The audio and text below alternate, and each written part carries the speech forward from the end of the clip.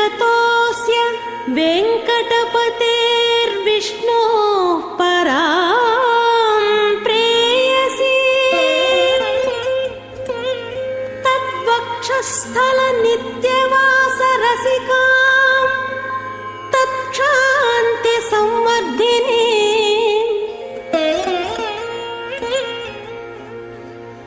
पद्मालङ्कृतपाणिपल्लवयुगां पद्मासनस्थां श्रियम् वात्सल्यादिगुणोज्ज्वलां भगवती वन्दे जगन्मातरम्।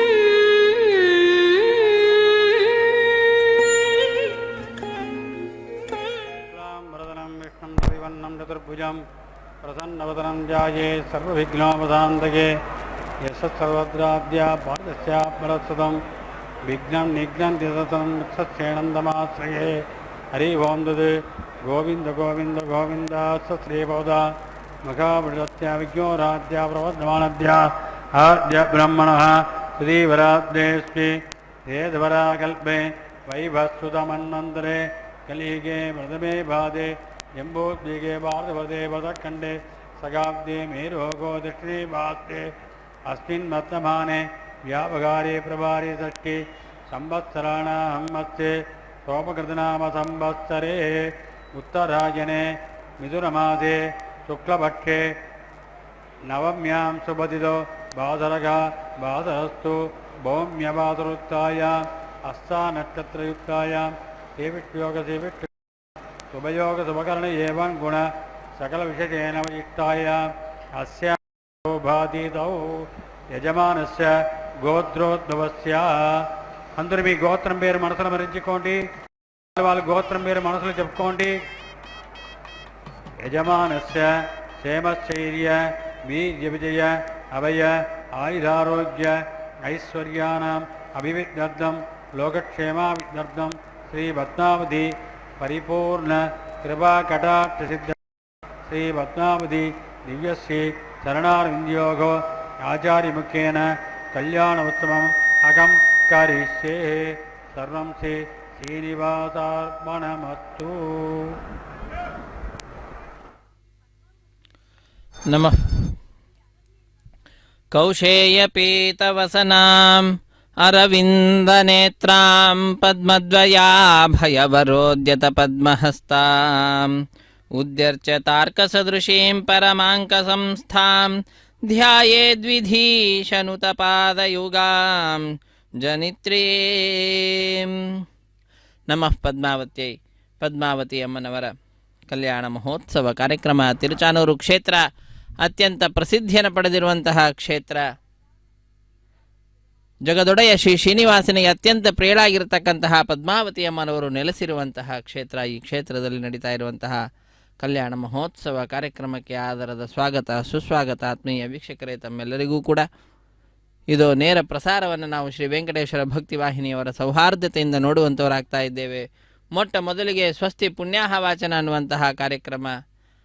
ನಿರ್ವಿಘ್ನ ಪರಿಸಮಾಪ್ತಿಗಾಗಿ ವಿನಾಯಕನ ಪೂಜೆಯ ಪರ್ಯಾಯವಾಗಿ ವಿಶ್ವಕ್ಸೇನ ಆರಾಧನೆಯನ್ನು ಮಾಡಿ ನಂತರ ಶುದ್ಧಿ ಪುಣ್ಯಾಹ ವಾಚನ ಕಾರ್ಯಕ್ರಮವನ್ನು ಸ್ಥಳ ಶುದ್ಧಿಗಾಗಿ, ವಾತಾವರಣ ಶುದ್ಧಿಗಾಗಿ, ದ್ರವ್ಯ ಶುದ್ಧಿಗಾಗಿ, ಆತ್ಮಶುದ್ಧಿಗಾಗಿ, ದೇಹ ಶುದ್ಧಿಗಾಗಿ ನಡೆಸ್ತಕ್ಕಂತಹದ್ದು. ವೇದ ಪಂಡಿತರು ವೇದ ಮಂತ್ರಗಳನ್ನು ಪಠಿಸುತ್ತಾ ಇರುತ್ತಾರೆ. ಆ ವೇದ ಪಾರಾಯಣವನ್ನು ಕೇಳುತ್ತಾ ನಾವೆಲ್ಲರೂ ಕೂಡ ಅತ್ಯಂತ ಭಕ್ತಿಯಿಂದ ಜಗನ್ಮಾತೆ ಪದ್ಮಾವತಿ ಅಮ್ಮನವರ ಕಲ್ಯಾಣ ಮಹೋತ್ಸವ ಕಾರ್ಯಕ್ರಮವನ್ನು ವೀಕ್ಷಿಸುವಂಥವರಾಗ್ತೇವೆ. ಪದ್ಮಪ್ರಿಯೆ ಪದ್ಮಿನಿ ಪದ್ಮಹಸ್ತೆ. ಪದ್ಮ ಅಂದರೆ ಕಮಲ ಅಂದರೆ ಬಹಳ ಇಷ್ಟ ಅಂತೆ. ಅವಳೇ ಸಾಕ್ಷಾತ್ ಪದ್ಮಸ್ವರೂಪಳು, ಪದ್ಮಗಳನ್ನು ಕೈಗಳಲ್ಲಿ ಹಿಡಿದಂಥವಳು. ಪದ್ಮಾಲಯೇ, ಪದ್ಮವನ್ನೇ ತನ್ನ ಮನೆಯನ್ನಾಗಿ ಮಾಡಿಕೊಂಡಿರ್ತಕ್ಕಂಥವಳು. ಅಂತಹ ಆ ಪದ್ಮಾವತಿ ನಮ್ಮೆಲ್ಲರಿಗೂ ಕೂಡ ವಿಶೇಷವಾದ ಭಗವಂತನ ಜ್ಞಾನವನ್ನು ನೀಡಲಿ. ನಮ್ಮೆಲ್ಲರ ಹೃದಯ ಮಂದಿರದಲ್ಲಿ, ಹೃದಯ ಪದ್ಮದಲ್ಲಿ ತಾಯಿ ವಿರಾಜಿಸಲಿ ಎಂಬುದಾಗಿ ಪ್ರಾರ್ಥನೆಯನ್ನು ಸಲ್ಲಿಸೋಣ. ಅತ್ಯಂತ ಶ್ರದ್ಧೆಯಿಂದ ತಾಯಿ ಪದ್ಮಾವತಿ ಅಮ್ಮನವರ ಕಲ್ಯಾಣ ಮಹೋತ್ಸವ ಕಾರ್ಯಕ್ರಮವನ್ನು ಪಾಂಚರಾತ್ರ ಆಗಮೋಕ್ತ ಪ್ರಕಾರವಾಗಿ ಅತ್ಯಂತ ವೈಭವದಿಂದ ಅರ್ಚಕ ವರೇಣ್ಯರು ನೆರವೇರಿಸಿಕೊಡ್ತಾ ಇದ್ದಾರೆ. ಅತ್ಯಂತ ಶ್ರದ್ಧೆಯಿಂದ ತಾಯಿಯ ಈ ದಿವ್ಯವಾಗಿರತಕ್ಕಂತಹ ಉತ್ಸವ ನಡೀತಿದೆ. ಅದರಲ್ಲಿಯೂ ಕೂಡ ಸ್ವಸ್ತಿ ಪುಣ್ಯಾಹ ವಾಚನ ಅನ್ನುವಂತಹ ಕಾರ್ಯಕ್ರಮ, ಅದಾದ ನಂತರ ರಕ್ಷಾಬಂಧನ ಅನ್ನುವಂತಹದ್ದಿರ್ತದೆ. ವಿಶೇಷವಾಗಿ ಕಂಕಣ ಧಾರಣೆ ಎಂಬುದಾಗಿ ಕೂಡ ಅದನ್ನು ಕರೀತಾರೆ. ಜಗದೊಡೆಯನಿಗೆ ಶ್ರೀನಿವಾಸನಿಗೆ ಯಜ್ಞೋಪವೀತ ಸಮರ್ಪಣೆ, ಇವುಗಳನ್ನೆಲ್ಲವನ್ನು ಕೂಡ ನಾವು ವೀಕ್ಷಿಸಲಿದ್ದೇವೆ. ಕನ್ಯಾದಾನ ಕಾರ್ಯಕ್ರಮ, ವಿಶೇಷವಾದ ರೀತಿಯಲ್ಲಿ ಅಗ್ನಿ ಪ್ರತಿಷ್ಠೆ ಅನ್ನುವಂತಹದ್ದು, ಮಹಾಸಂಕಲ್ಪ, ಇವುಗಳನ್ನೆಲ್ಲವನ್ನು ಕೂಡ ಹೇಳಿ ಅತ್ಯಂತ ಶ್ರದ್ಧೆಯಿಂದ ಜಗದೊಡೆಯನ ಕೈಯನ್ನು ಮುಟ್ಟಿಸಿ ತಾಯಿ ಪದ್ಮಾವತಿಯಮ್ಮನವರ ಕೊರಳಿಗೆ ಮಂಗಳಕರವಾದ ಮಾಂಗಲ್ಯದ ಸಮರ್ಪಣೆ ಅನ್ನುವಂತಹ ಎಲ್ಲವನ್ನು ಕೂಡ ನಾವು ಈ ಕಲ್ಯಾಣ ಮಹೋತ್ಸವ ಕಾರ್ಯಕ್ರಮ ಸಂದರ್ಭದಲ್ಲಿ ವೀಕ್ಷಿಸಲಿದ್ದೇವೆ. ಆತ್ಮೀಯ ವೀಕ್ಷಕರೇ, ಜಗದೊಡೆಯನಿಗೂ ಹಾಗೂ ತಾಯಿ ಪದ್ಮಾವತಿಯಮ್ಮನವರಿಗೂ ಪರಸ್ಪರ ಮಾಲೆಯನ್ನು ಪರಿವರ್ತನೆ ಮಾಡಿಸ್ತಕ್ಕಂಥದ್ದು. ಇದು ವೇದ ಮಂತ್ರಗಳ ಪಠಣವನ್ನು ವೇದ ಪಂಡಿತರು ಆರಂಭಿಸ್ತಾ ಇದ್ದಾರೆ. ಆ ವೇದ ಮಂತ್ರಗಳನ್ನು ಕೇಳುತ್ತಾ ಅತ್ಯಂತ ಶ್ರೇಷ್ಠವಾದ ಕಾರ್ಯಕ್ರಮವನ್ನು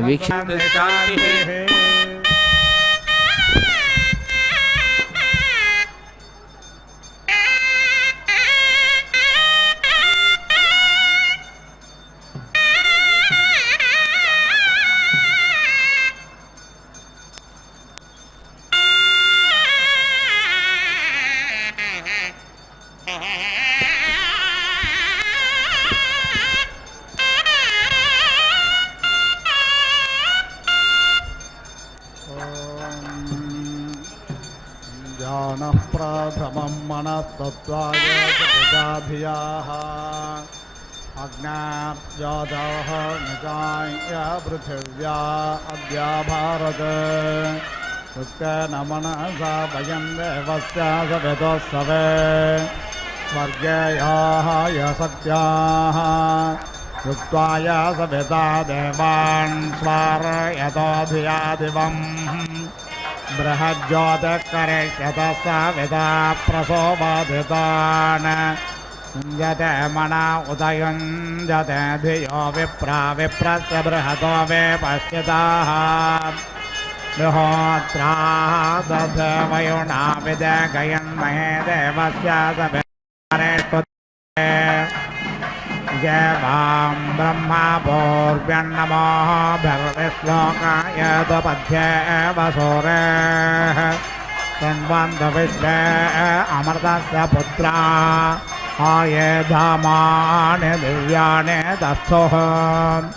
यस्य प्रयाणमन्मन्ययद्ययोर्देवा देवस्य महिमा नमोजसा यः पार्थिवानि विममे सयता सौरजाहग्नास देवस्य पितामहित्वना देवासविता प्रसोभयज्ञं प्रसोभयज्ञपातिं भगाय दिव्योगं धर्मके तपोकेदन्नः पुनातो वाचस्पतिर्वाचन्नस्पदतो यमन्नो देवसवितर्यज्ञं व्रणाय देवा यज्ञसख्यविदज्ञ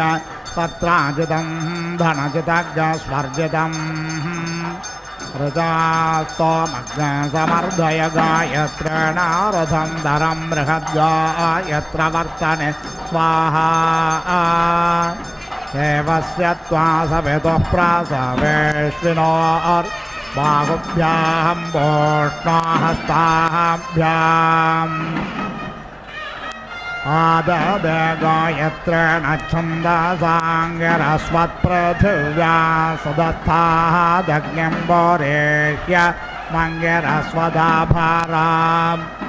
वेष्टोभेण छन्दसाङ्गिरस्वत्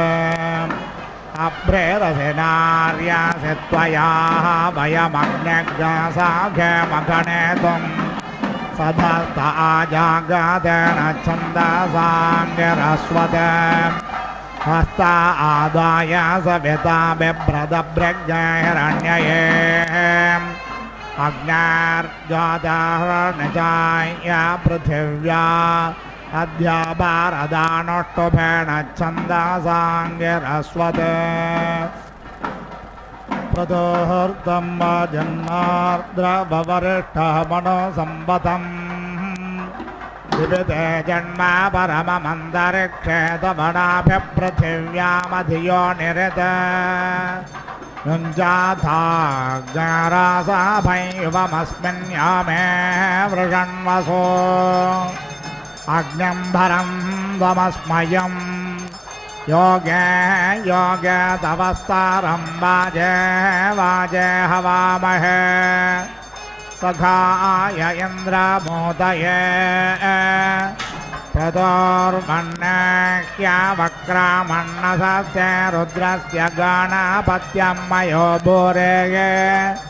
पूर्वन्तरिक्षं वेः स्वस्य ज्योतिरभयानि कृण्वन् पोष्णासयुजाः सह पृथिव्या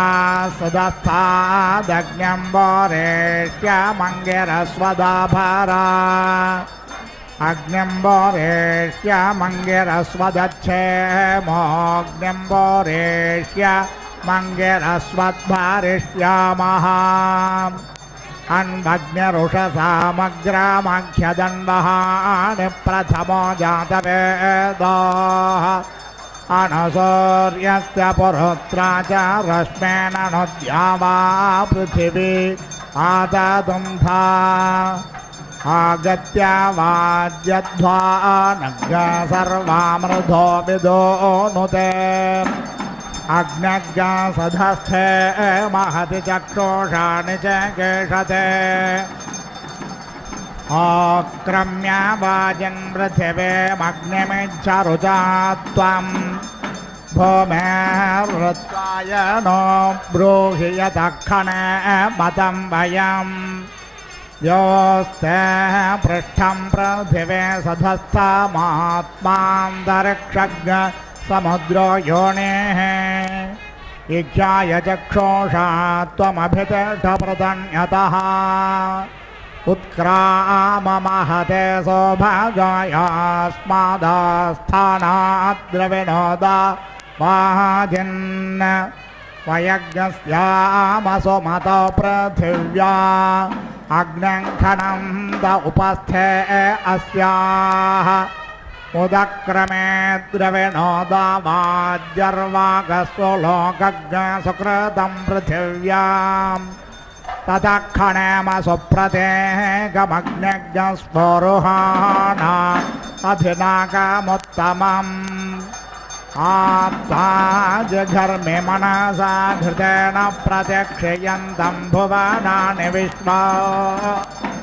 पृथुन्ते रश्चावयसा बृहन्तं व्यचेष्टमन्नये प्रभसन्दृशानम् आविश्वतः प्रत्यञ्जन्यघर्म्य रक्षसा मनसा तज्जोषेत मर्यश्रेष्ठहयद्वर्णो अग्नर्णाभिमृशे तन्वाजद्भोराणः परिवाजापतिः कविरग्निर्हव्यान्यक्रमेत् दधद्रत्नानि दासुषे परित्वाग्नेपुरं वयं विप्रज्ञसहस्य धीमहि दृशत्वर्णं दिवे दिवे भेत्तारं भङ्गुरावताम् त्वमग्नेद्यभिस्त्वमासु सुक्षणिस्त्वमभ्यस्त्वमश्मानस्परे त्वं वनेभ्यस्त्वमोषधेभ्यस्त्वं नृणान्नृपते जायसे शुचिः देवस्य त्वा सवितुः प्रसवेश्विनोर्बाहुभ्यां पोष्णाहस्ताभ्याम् पृथिव्या सदस्थादग्निं वरेष्य मङ्गिरस्वत्खानामे ज्योतिष्मन्दन्वाग्ने सुप्रतिगमजस्वेन भानुनादेद्यतं शिवं प्रजाभ्यो हिग्सन्तं पृथिव्या सदस्थादग्निं वरेष्य मङ्गिरस्वत्खानामः अपां पृष्ठमसि योनिरग्नः समुद्रमभितपिण्डमानं वर्धमानो महा आचपुष्कर दिवो मात्रय वरिम्णा प्रधस्व शर्मजस्थो वर्मजस्थो छद्रबहुले उभे यजस्वते संवासाधां भृतमग्न्यं वरेष्यं संवासाधाज्ञस्वर्विदा समेचे उरसात्मना अग्निमन्तर्भारिष्यन्ते ज्योतिष्मन्दमजस्रमित् पुरेष्योऽसि विश्वभारा अथर्वा त्वा प्रथमो निरामन्थदग्ने त्वामग्ने पुष्करादध्यथर्वा निरामन्थता मूर्ध्नो विश्वस्य वाघ्रताः तमोत्वादध्यङ्गृषः पुत्र येधे अथर्वणः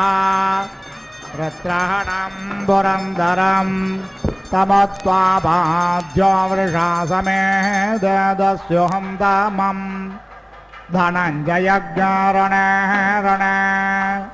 सीताहोतस्वो लोके चिकित्वान् साधया यज्ञज्ञासो कृतस्य योनौ देवाभिर्देवान् हविषाय जास्यग्ने बृहद्यजमाने वयोदाः निहोताहो दृषदने विदानस्वेषो दे दिवां असदत्सुदक्षाः अदब्धव्रतप्रमदर्वसिष्ठसहस्रं भरस्वचे जिह्वा अग्नेः सज्ञसे दश्वमहां असे शोचस्वदेववितमहा वेद्धो ममग्ने अरुषं मे येभ्यसृज प्रशस्तदर्शतम् अपो देवेरुपासृज मधुमतेर्यक्ष्माय प्रजाभ्यः तासामास्तानादुज्जेहतामोषधयस्वप्यपलाः सन्देवायुर्मादरिष्वाः दधातोत्तानाय हृदयं यद्विकस्तम् यो देवानाञ्चरस्य प्राणथेन कस्मै देव वषालस्तुभ्यम् सुजातो ज्योतिषा सह शर्मवरो धमासा दत्स्वाहा वासो अग्ने विश्वरो पज्ञसंयायस्व विभावसो उदोतिष्ठस्वध्वरावाणो देव्या धिया दिशे च भासा बृहतासो शक्वनिराग्नेयाहिषु शस्त्यभिः ऊर्ध्व ओषुणा ऊत ये तिष्ठा देवो न साविता ऊर्ध्व वाजस्य सनेताय दञ्जभर्वाघद्भर् विह्वयामहे स जातो गर्भो असिरोदस्योरग्ने चारुर्विभृत ओषधीषु चित्रस्य परितमाग्स्त्यक्तोन् प्रमातृभ्यो अधिकनिग्रदद्योः स्थिरो भाववेड्वाङ्गाशुर्भाववाड्यर्वन् पृथुर्भावसुषदस्त्वमग्न्याः पुरेशवाहनः शिवो भावप्रजाभ्यो मानुषेभ्यस्त्वमङ्गिरः माद्यावा पृथिवी अभिशोचेर्मान्तरिक्षं मा वनस्पते प्रेतो वाजे कणक्रदन्नानादद्रासा भस्पत्वा वरन्नग्निम्बोरेष्यं मापाद्यायोषः पुरा वृषाग्निं वृषाणं भरन्नपाङ्गर्भग्समुद्रियम् अग्न आयाहि वीतये ऋतज्ञ सत्यमृतज्ञ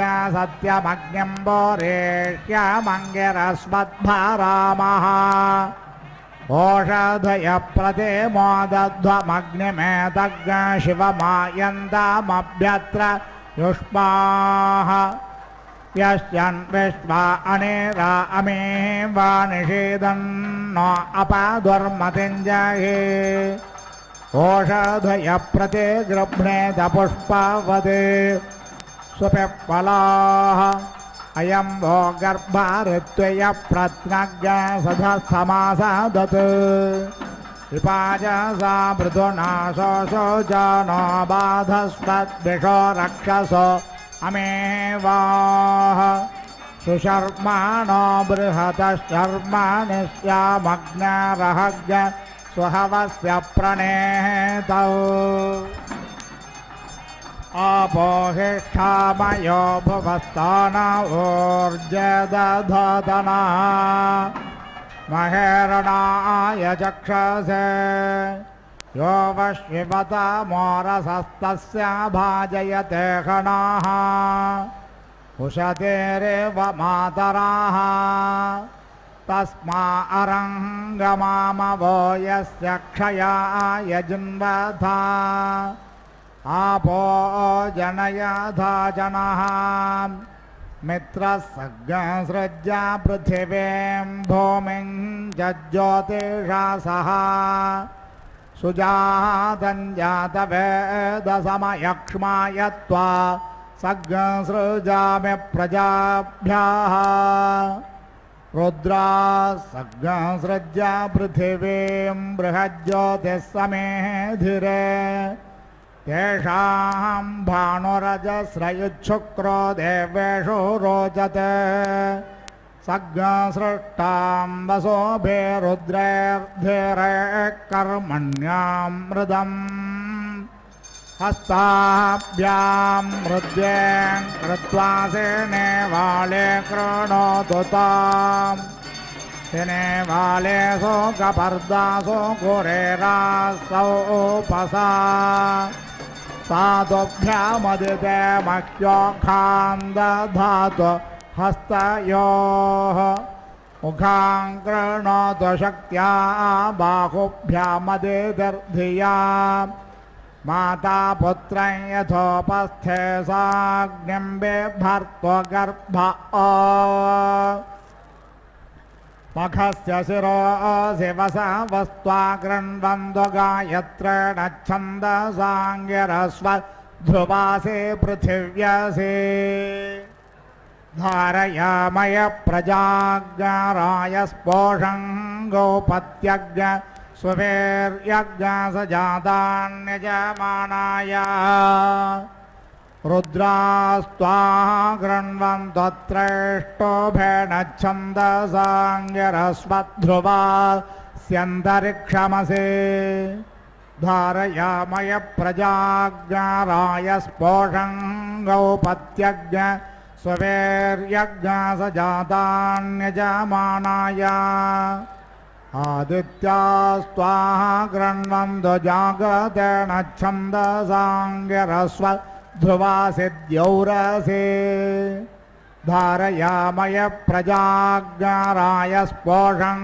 गौपत्यज्ञ स्ववेर्यज्ञ सजातान्यजमानाय विश्वे त्वा देवा वैश्वानराः कृण्वन्त्वानुष्टुभेन छन्दसाङ्गिरस्व ध्रुवासि दिशासि धारयामय प्रजाज्ञराय स्पोषं गौपत्यज्ञ सुवीर्यज्ञ सजातान्यजमानाय आदित्यैरास्नास्यदितिष्ठबिलं गृह्णातु कृत्वा यसा महे मुखां मृण्मये योनिमग्नये पुत्रेभ्यः प्रायच्छददिति श्रपयानिते असावस्त्वाधूपयन्तो गायत्रेण छन्दसाङ्गिरस्वद्रुद्रास्त्वा धूपयन्तोत्रैष्टोभेन छन्दसाङ्गिरस्वत् आदित्यास्त्वा धूपयन्तो जागतेन छन्दसाङ्गिरस्वत् विश्वे त्वा देवा वैश्वानराधोपयन्त्वानुष्टुभेन छन्दसाङ्गिरस्वत् इन्द्रस्त्वाधूपयतो वरुणस्त्वाधूपयतो विष्णुस्त्वाधूपयतो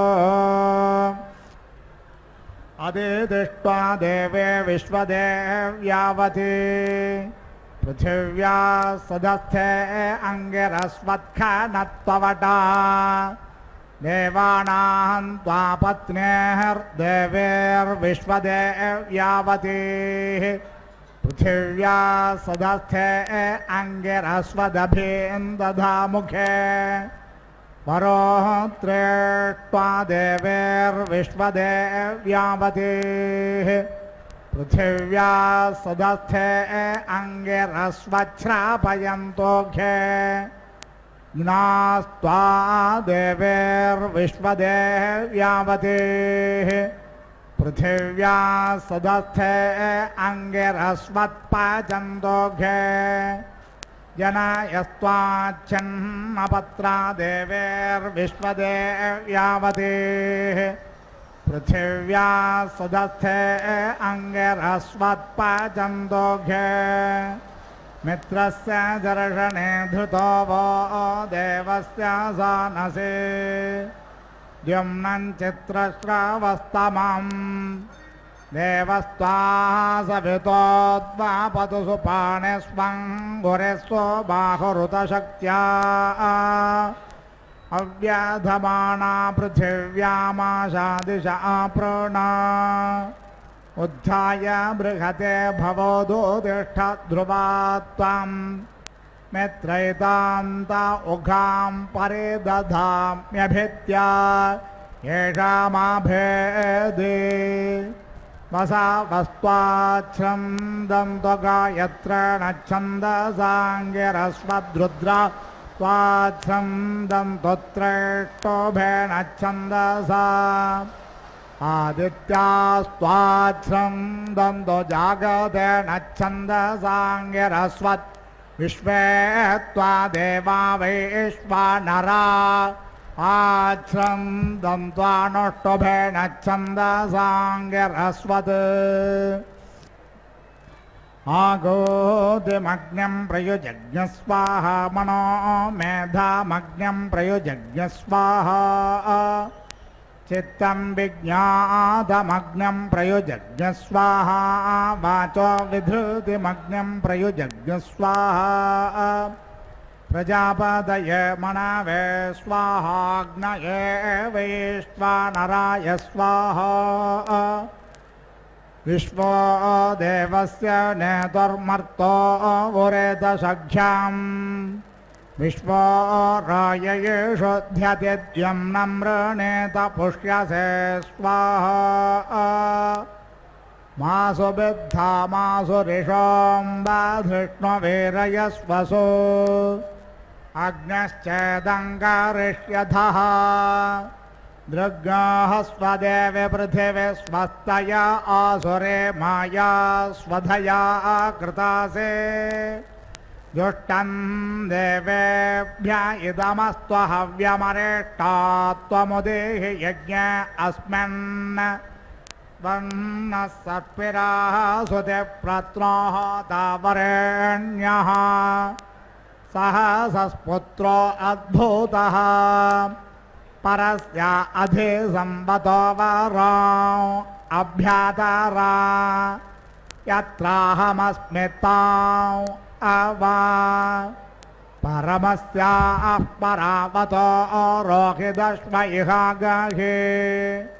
पुरेष्य पुरप्रियोऽग्नेत्वन्तरामृधाः यदग्ने कानि कानि चिदाते दारोणे दध्मसे सर्वं तदस्तु ते घृतं दज्जोषस्वयवेक्ष्या यदत्योपजिह्वे कायद्वम्रो आदिसर्पादे सर्वं तदस्तु ते घृतं दज्जोषस्वयवेक्ष्या अहरहरप्रायावम्भरन्तो स्वायेव तिष्ठाते घासमस्मै रायस्पोषेण समिषामदन्तोऽग्नेमाते प्रतिवेसारिषामा नाभा पृथिव्या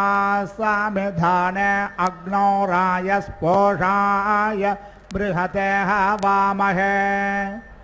इरं मदं बृहदोग्धं यजत्रञ्जतारमग्निं प्रतानासु सासहिं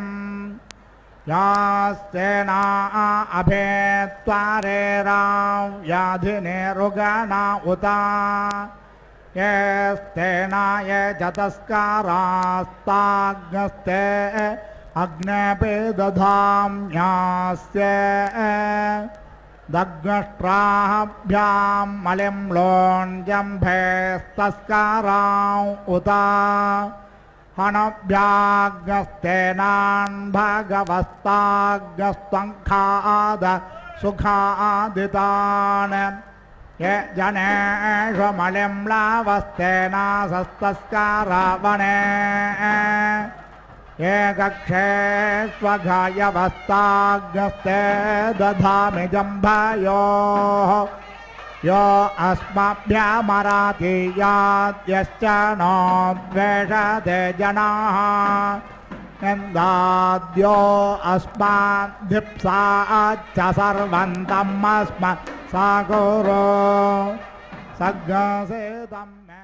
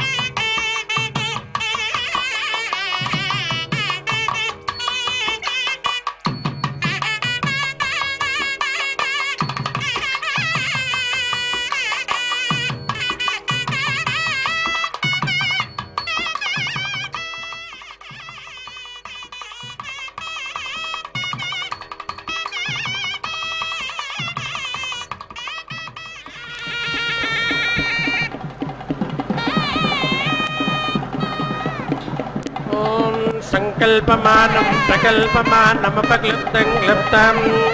శ్రేయో వసీయ సంభూతం భూతం సకేత ప్రభానాభాన్ కుంభాన్ జ్యోతిష్మాగస్తేజస్వానాథపగ్నస్తపన్ననిధపన్న రోచన రోచమాన శోభన శోభమాన కళ్యాణ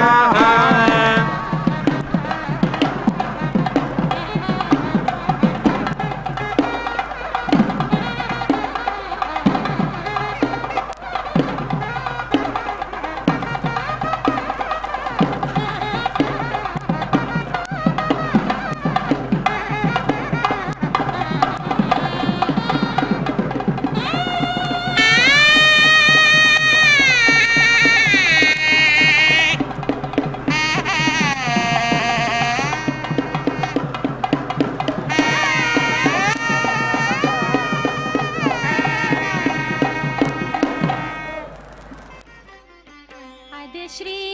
వెంకటపతి అలమేలు మంగయును కదిసియున్నారు తమకమున పెండ్లికిని. అదే శ్రీ వెంకటపతి అలమేలు మంగయును కదిసియున్నారు తమకమున పెండ్లికిని.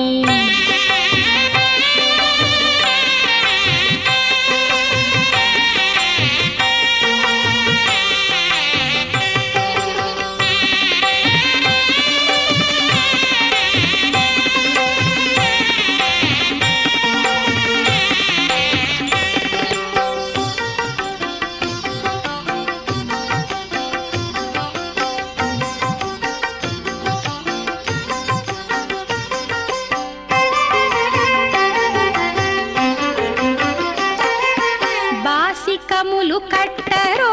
పై పై దంపతులకు శేషపాలందియరో చేతులకును.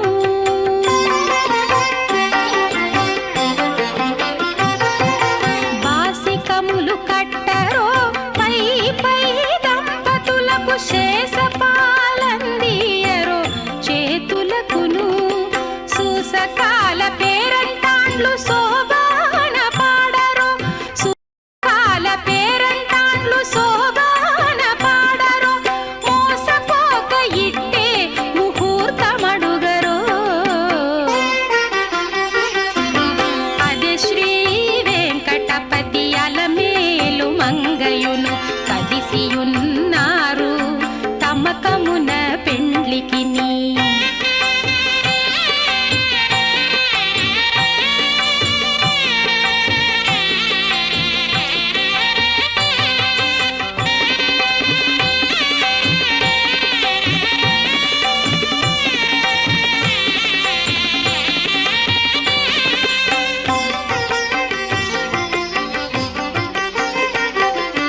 గక్కనను మంగళాష్టకములు చదువరో తక్కక జేగట వేసి తప్పకుండాను.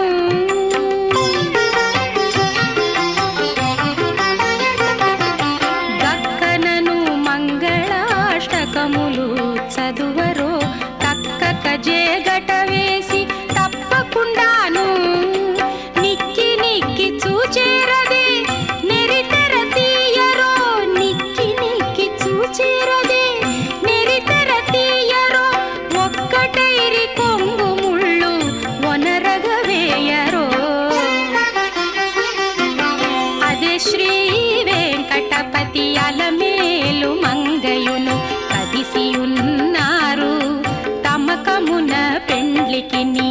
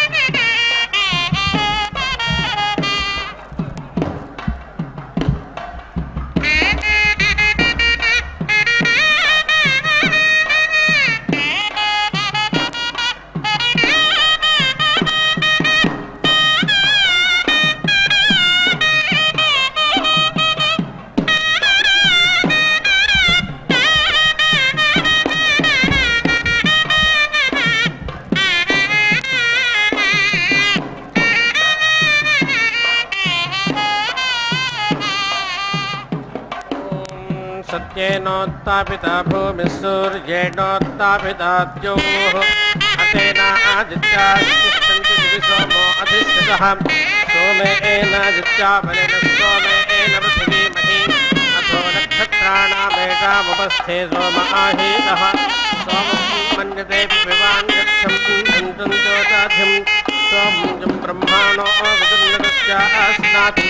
पार्थिवः चित्तेदा उपपरः नञ्चक्षूरा अभ्यञ्जानं सोमं ब्रह्माणो विदुर्नगस्यास्नाति पार्थिवः यद्वा सोमप्रतिपन्निति तत आप्यायसे पुनः वायुः रक्षता समानां मास आकृतिः आच्छद्दीदानैर्जुबितो बर्हातैः सोमरक्षितः ग्राम्नाभिष्ठन्तिष्ठजलते अस्नाति पार्थिवः तीर उपपरः नञ्चक्षूरा अभ्यञ्जानं योर्भुविकोश आसीत् सूर्यापतिं त्रैभ्य आसीदनुदेयी नाराशंसेन्योचानि सूर्याय भद्रमिद्गाधो वासा इति परिष्कृता सूर्याय भद्रमिद्वासो गाधा इति परिष्कृता स्तोमा आसन् प्रतिधयः कुरीरं छन्दा ओपसः सूर्याय अश्विना वराग्निरा आसीत् पुरोगवः सोमो वधूयुरा भवदश्विना आस्तामुभावरा सूर्यां यत्पत्ये संसन्तीं मनसा सविता ददात् मनो अस्या अना आसीद्योरा आसीदुतच्छदिः शुक्रावा नड्वाः आवास्तां यदयात् सूर्यापतिं ऋक्सामाभ्याभिहितो गावो तेता मना वै एता श्रोत्रे एते चिक्रे आस्तां दिविपन्था आश्चराचरः सुते एते चिक्रे जात्या व्योनो अक्ष आहातः अनो आमनस्मयं सूर्यारोहत्प्रयतिपतिं सूर्याय आवहतु प्रागात् सवितायमवासृजत् मघासो हन्यन्ते गावः फल्गुनेषु व्युच्यते यदस्विना पुच्छमानावयातं त्रिचक्रेणावहतं सूर्यायाः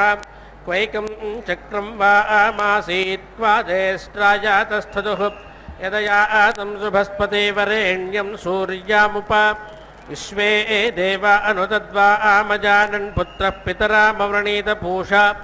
द्वेते चिक्रे आस्तां द्वेते चिक्रे सूर्ये ब्रह्माणा ऋतुधावीधुः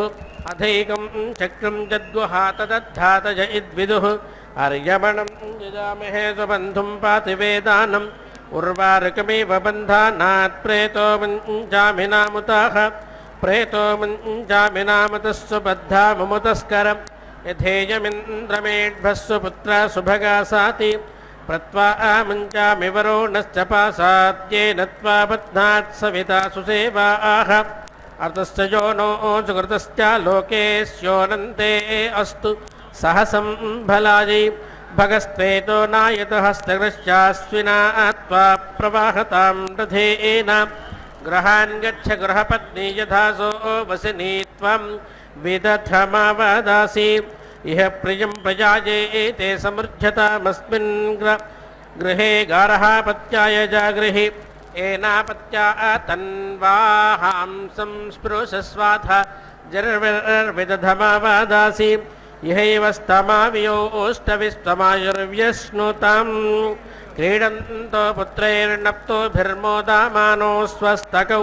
पूर्वापरञ्चारतो माजयेतोऽसुषु क्रीडन्तो परिजातोर्नवं विश्वाञ्जो भुवाना विचष्टा ऋतुं धन्यो विदधज्जायसे नवाः नवो नवो भवसि जायमानोऽह्नां चेतुर्षसा मेत्यग्रम् भागं देवेभ्यो विदधाश्चायन् प्रचन्द्रमस्तिरसे दीर्घमायोः परा देहि सामृर्यं ब्रह्मभ्यो विभाजावसु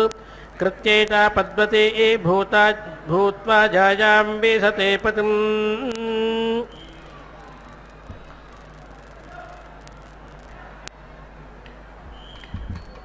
इदं विष्णुर्विचक्रमे त्रेधा निददे पदं समूढमस्य पागुं सुरे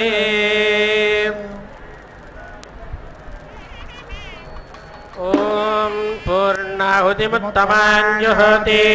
सर्वं वै पूर्णाहुतिः सर्वमेवाप्नोति